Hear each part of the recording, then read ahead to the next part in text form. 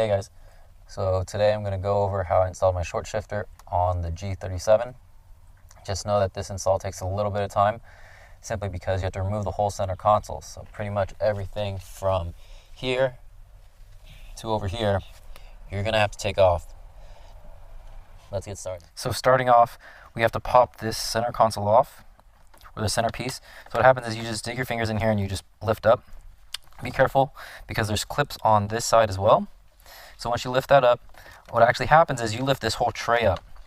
And when that happens, there's this screw right here, that's on the underside, right there in that hole.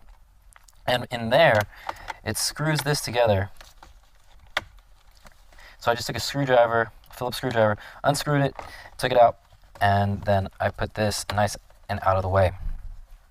So you guys can see down here, I have the vise with some cardboard protecting the shifter. Up here, I already broke it, but what I basically did was put a rag over the shifter and use the vise to hold it. And then I used this vise to turn it as I held the red vise in place. So I'm not done yet. It was going well at first, and then I heard a snap, which caused this to pop off entirely, leaving the ring for me just to twist off. That was probably the hardest part of the whole installation process. Obviously the shifter is not going to be reusable, so I've got another one anyways. I got a weighted shift knob, so not a big deal. But now that this is out of place, we can remove the shifter boot, take out the vise, take the sound deadening material out of the way, and with that, we'll now just have to pop up here. Careful so that you don't pull out the electronic connector in the back. What you're going to have to do back here, I already disconnected it, but just wiggle that around, is that this wire is connected to this wire here. All you have to do is press down and then pull it out. It comes out pretty easy. Just place that off to the side. So it's just a couple of Phillips head screwdrivers.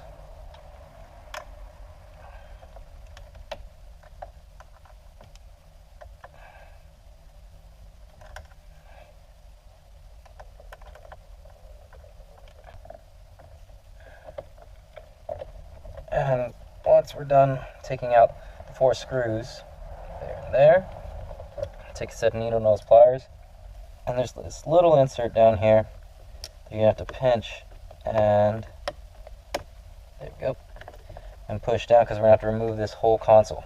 Do the same thing, take a set of needle nose pliers, and just get these 2 down. Good. Alright. Okay. Now, the reason why we had to pop all these out was because we had to disconnect them. So, we would have left them in place if the detachment part was easily accessible. However, when we disconnect, or when we pop these pins out, we have to turn it over, and there's that small depression in there that you can get through this hole. So all I did was take a screwdriver and pop it out. This one, this bigger connector here, is a little different, where you have to get in between this bump, push down, you'll hear a click, it's pretty audible, and then it just slides out. So you have to do that for 1, 2, 3, there's a black one in here too, and then this white one over here. Moving to the back, we can see that we have to remove the ashtray, so simply pull it down, push down on the metal clip, and remove it. We then have to pop off this rear trim, so simply just pop it off in the crease. And here we have a clip that we could either take out with the screws here, or if we just get a screwdriver back there. Here we go. We just have to push down on that pin there, and that releases it.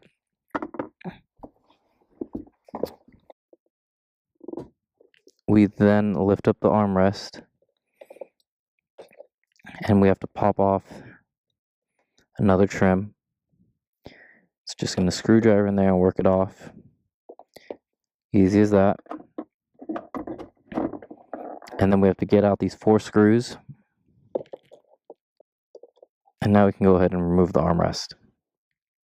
Next, and here we have to pop out this metal trim. It's a little different from everything else. Like, this is a hard plastic, this is just rubber.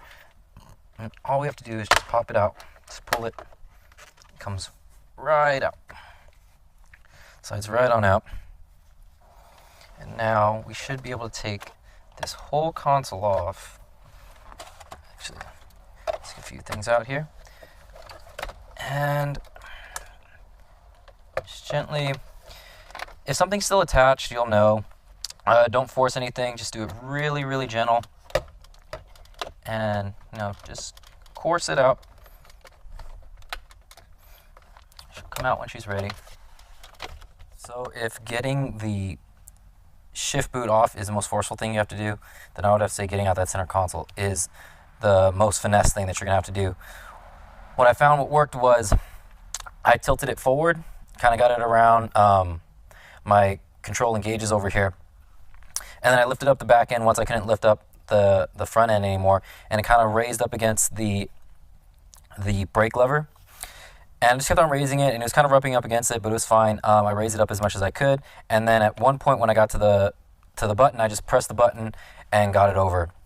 But if I never need to do that again, someone please let me know how to do it.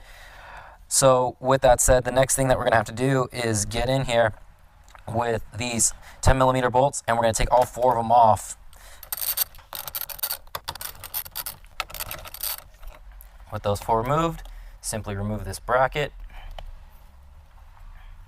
Ooh, I did not realize that this was attached. So we can go ahead and pinch this through. Simple enough.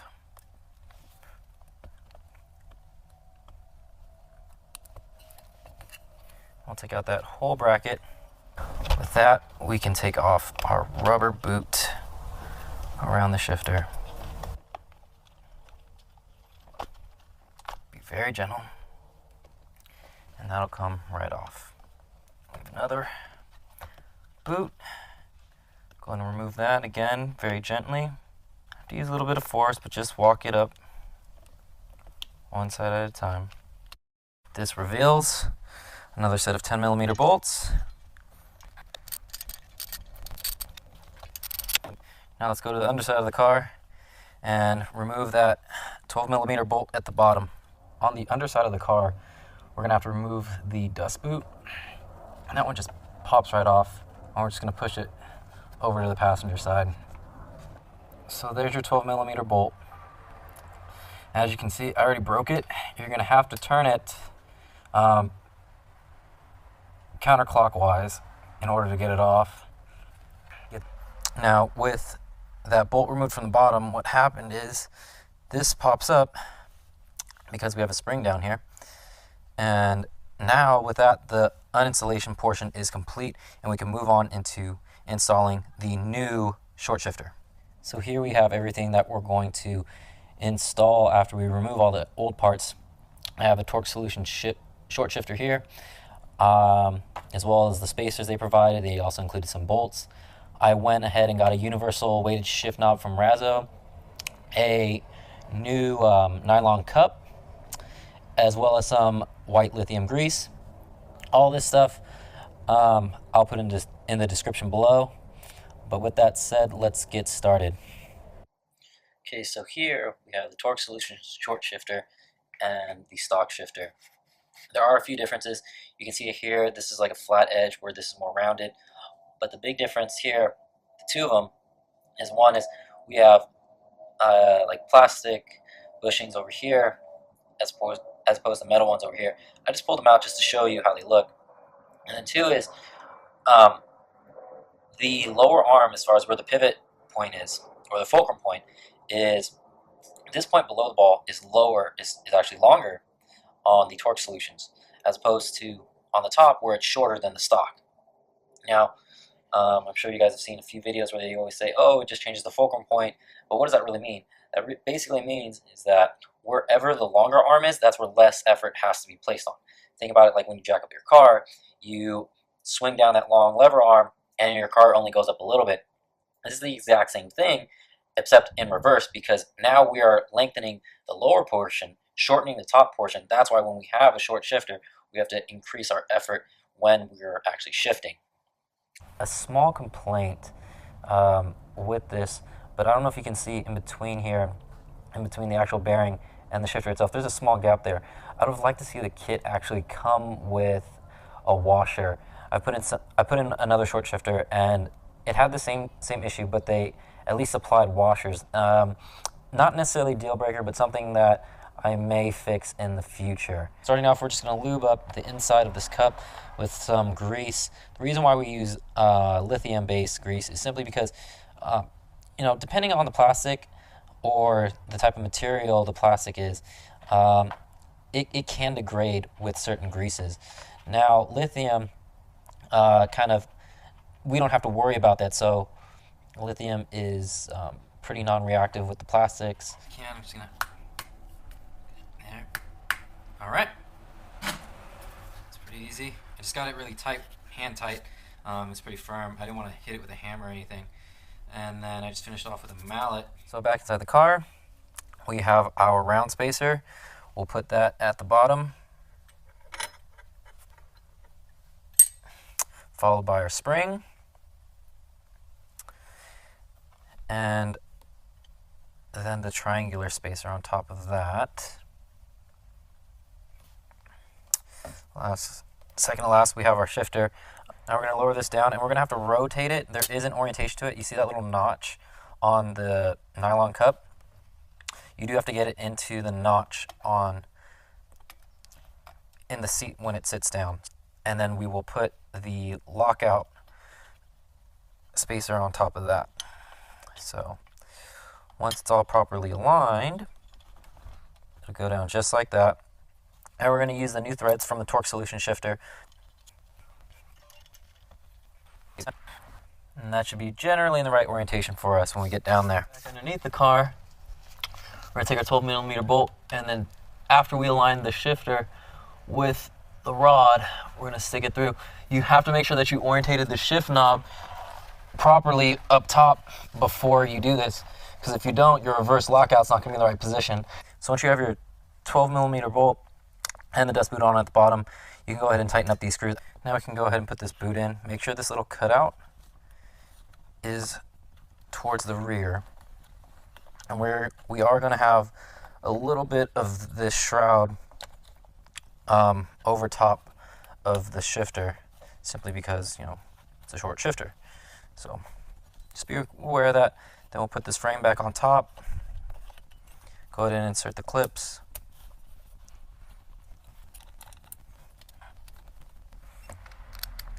Go ahead and tighten these down. Now for the tricky part, getting the center console back in. I'm gonna have to. I think we're in.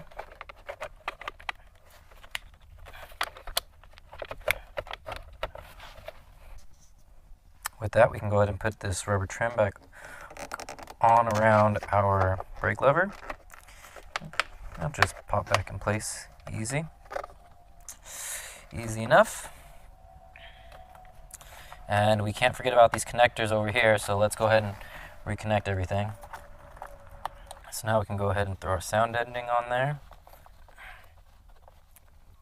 And I just connected the trim piece back on. Don't forget about that screw that you have to put on.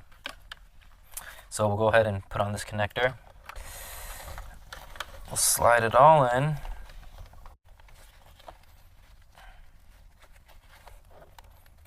Making sure to line up these 3 tabs when we eventually do push it up. See right there. And then just make sure that sits down in there. And as we return to the back seat, we're going to have to reattach our armrest with the 4 screws that we had back here.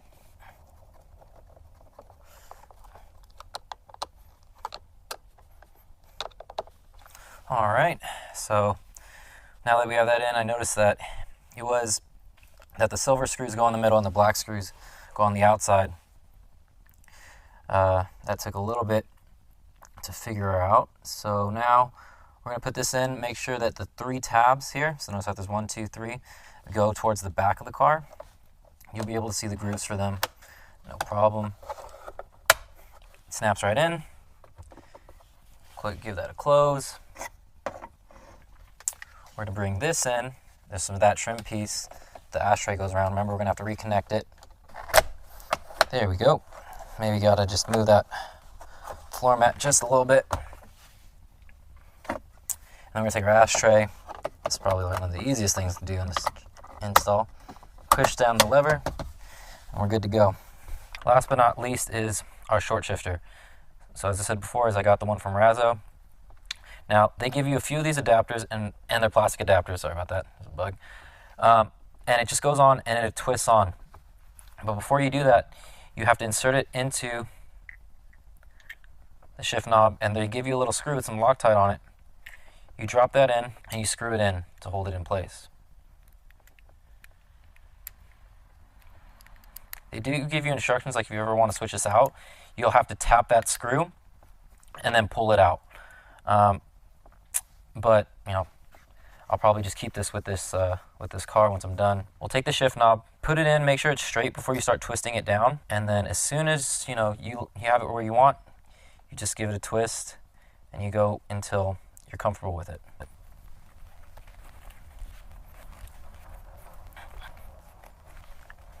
All right, so it seems like that's as far as I can go, and I test it out at certain intervals. Make sure to test it out the whole time you're reinstalling everything, just to make sure everything fits. The big thing is, make sure you can get into your gears. So that's the whole sequence, and then make sure you can get into reverse. Remember how I said that on the new shifter, it's kind of rounded, while the old one was kind of chamfered. So remember, you still have to be able to be locked out of reverse so that you can't accidentally go there when you want to go into 6. And that's exactly what we have here. In order to do that, I need to press down and then proceed. Now, I went with the Razo short shifter, the shift boot, simply because it kind of makes everything look still stock. I wanted something with a little bit of leather. This isn't metal. This is just a plastic piece. If it gets bad later on, I'll deal with it then.